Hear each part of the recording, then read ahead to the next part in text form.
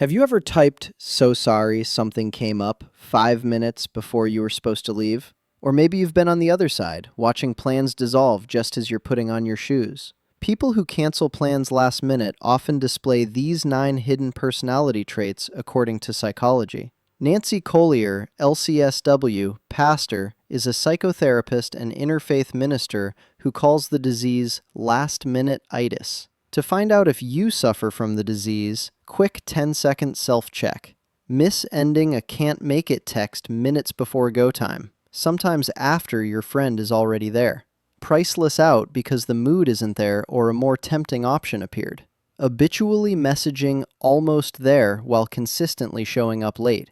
Forgetting to show up for scheduled meetings because you didn't put it in your phone. Collapsing plans vague until the 11th hour, only locking them in over text right before. If you have 50% of the signs, you are a last-minute-itis.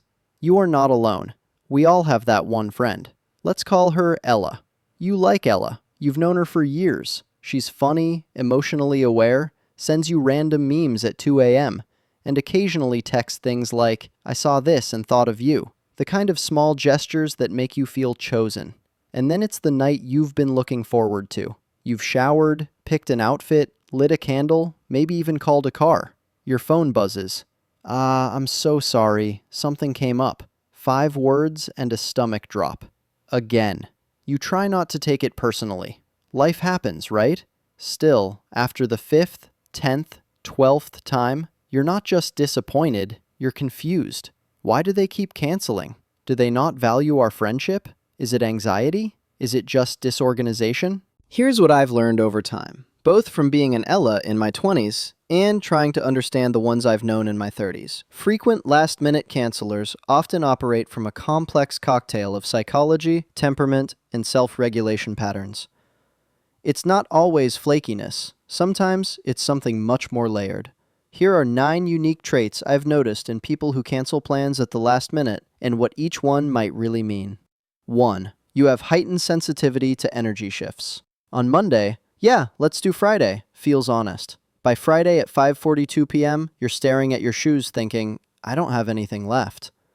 That flip isn't always flakiness. It's often how a sensitive nervous system works. Some people are optimistic schedulers. You picture future them with 8 hours of sleep, a light inbox, and a great mood.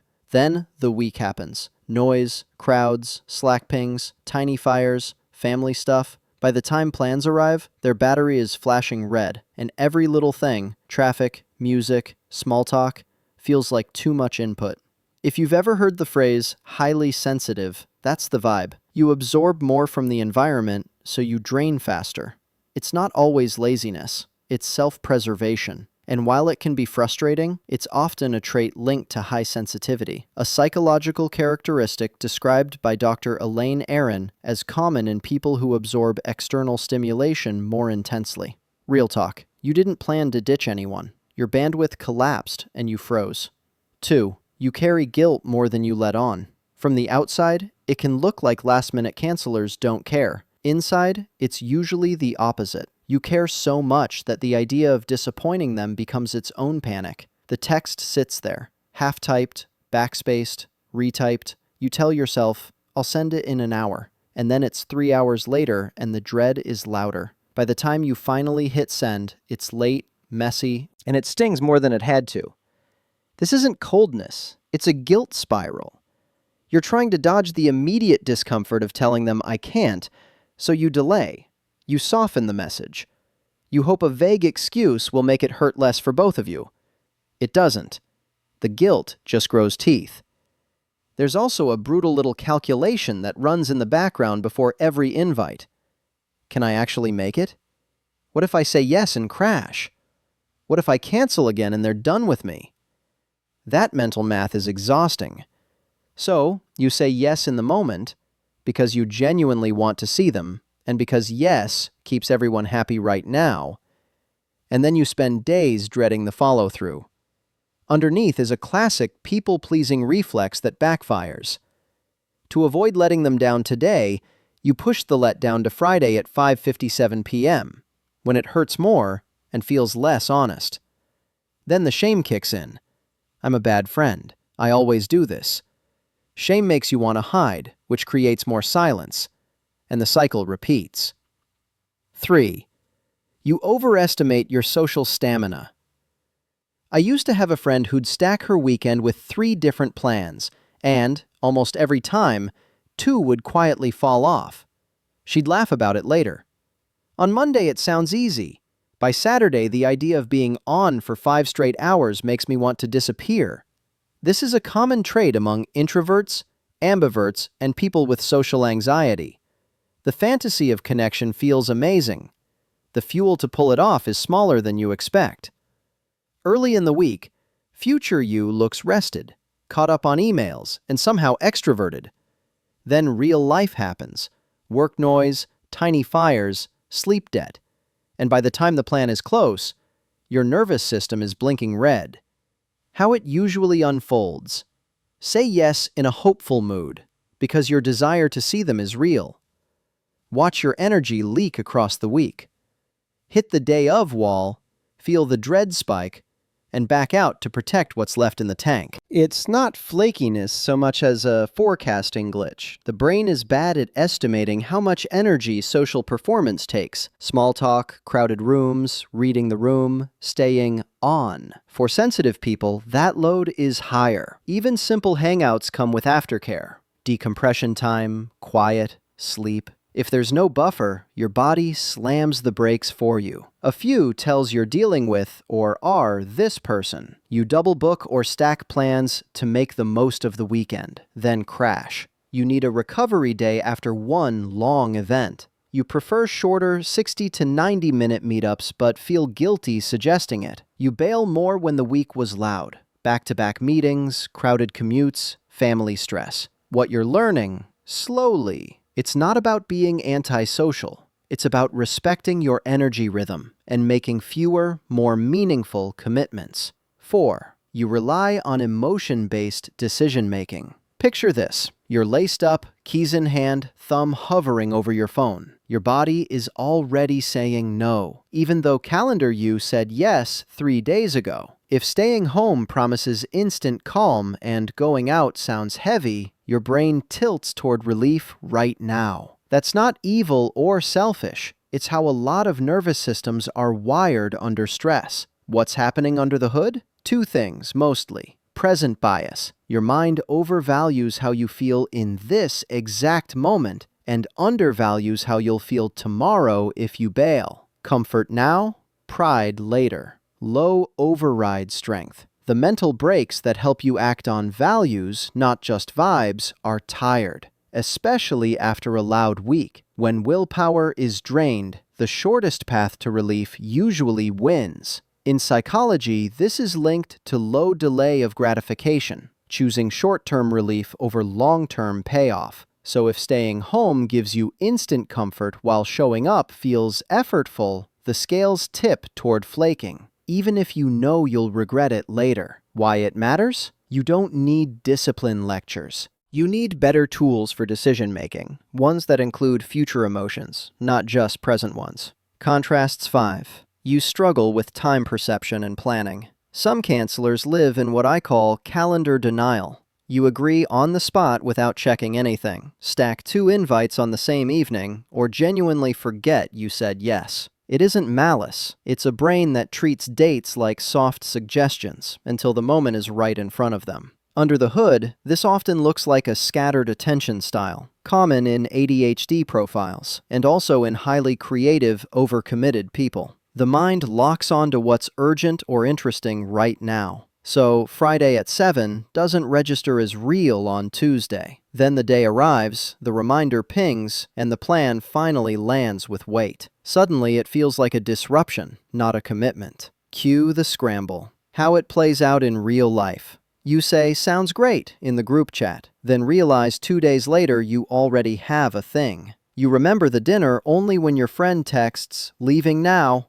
You underestimate how long everything takes. Shower, parking, drive time. So you're late before you've even left. "I'll put it in my phone later" equals it vanishes into thin air. When your week gets crowded, the oldest plan is the first to slide, because it feels the least visible. What's happening under the surface? It's not about disrespect. It's about how your brain holds, or fails to hold, time. And unless you build better structure, you'll keep scrambling. 6. You associate plans with pressure. For you, a simple hangout doesn't feel simple at all. It feels loaded. What looks like grab a coffee lands in the body like a test. Will I say the right things? Do I look okay? What if I'm off tonight? Will they notice? Will I be enough? That little performance reel starts early in the week and gets louder as the day approaches. By the time you're lacing up your shoes, the noise is deafening,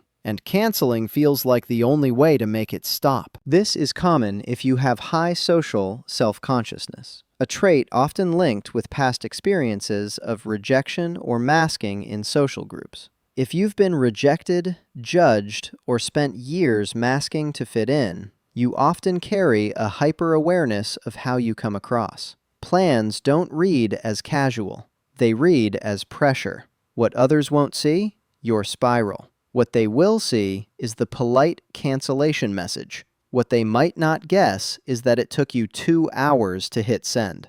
Old memories, being teased, feeling too much or not enough, start whispering. Your body goes into protect mode. If I cancel, the pressure ends right now. 7. You crave control over the setting. Home is tuned just right. The lights, the noise level, the temperature, the pause button. Out in public, none of that is guaranteed. The music's blaring, the room is cramped, someone's running late, the table's by the door. And suddenly, what was supposed to be fun feels like work. For people with sensory sensitivities, a trauma history, or chronic health stuff, mental or physical, walking into an unpredictable space can flip your system into high alert. You might really want to see them and still feel your body saying, not safe. A packed bar, shouting over music, being on for hours. Those unknowns can easily outweigh the desire to hang out. So when you pull the plug at the last minute, it's usually about control and regulation, not disrespect. Canceling brings the dial back to calm. Lights down, volume down, heart rate down. How it tends to play out. You say yes on Tuesday, hopeful, rested, optimistic. By Friday, the what-ifs pile up.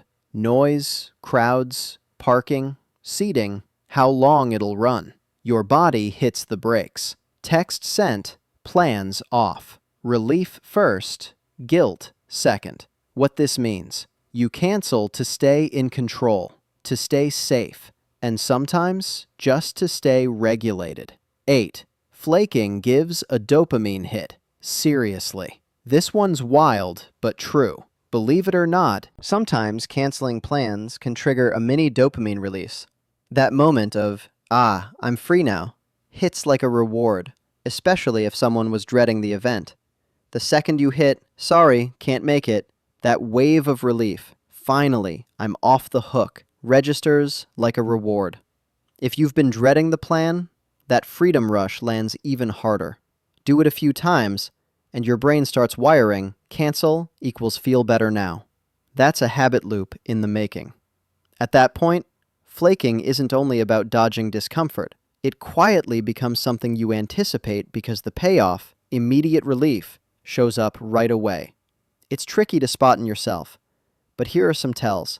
You feel an immediate mood lift right after sending the text. Lighter, even a little giddy. You catch yourself checking in with your body for that relief before you've even typed the message. You start mentally scanning for acceptable reasons to cancel, almost like you're negotiating with yourself to earn the hit. 10 minutes later, the high fades, and a familiar aftertaste shows up. Guilt, shame, or, I did it again. If that sounds familiar, you're not broken. You're human. Your brain is just choosing fast relief over slow reward, connection, trust, momentum. You can unwind the loop without white-knuckling it. How to break, or soften, the dopamine spiral. Delay the send by 15. Set a timer for 15 minutes before you hit cancel. If, after the timer, you still need to bail, fine, own it. If you feel oddly upbeat or energized post-cancel, you might be riding that dopamine spiral. 9. You're often deeply thoughtful, even if it doesn't look that way. Here's the curveball. A lot of chronic last-minute cancelers are incredibly tender people. You feel deeply. You're the one who really listens, who clock their birthday without a Facebook nudge, who show up with their favorite snack because you remembered an offhand comment months ago. The inconsistency usually lives in logistics, not in love. It's not carelessness, it's complexity. When your emotions run high or your nervous system tips into overload, the follow-through is what buckles first. So yes, it stings when plans fall apart, but it's rarely a sign they don't matter. So, do you keep making plans? That comes down to your bandwidth too. If the last-minute changes are wearing them down, say so, kindly and clearly, as a boundary, not a blow. Try something like, I really care about you and want to spend time together. It's tough for me when plans fall through. Could we set this up in a way that works for both of us? From there, experiment.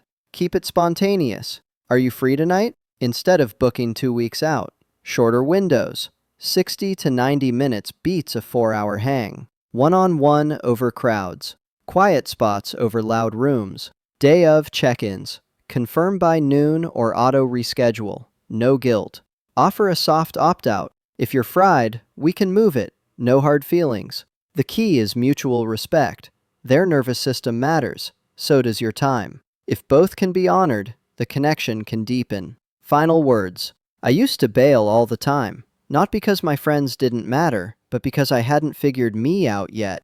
I didn't know how to pace my energy, keep my calendar honest, or say where my line was before I crossed it. With time, I learned to say no earlier, to put fewer things on the calendar, to tell the truth about my capacity before it snapped. That one shift, honesty up front, saved a lot of last-minute apologies. If someone in your world keeps canceling, try to look past the flake and notice the pattern. You may be looking at a highly sensitive, overthinking, deeply caring person who's still learning how to show up, for you and for themselves. And if that person is you, be gentle. Then get curious. What actually fuels you? What drains you faster than you admit? The goal isn't just to keep every plan. It's to make plans that fit the version of you who genuinely wants to stay.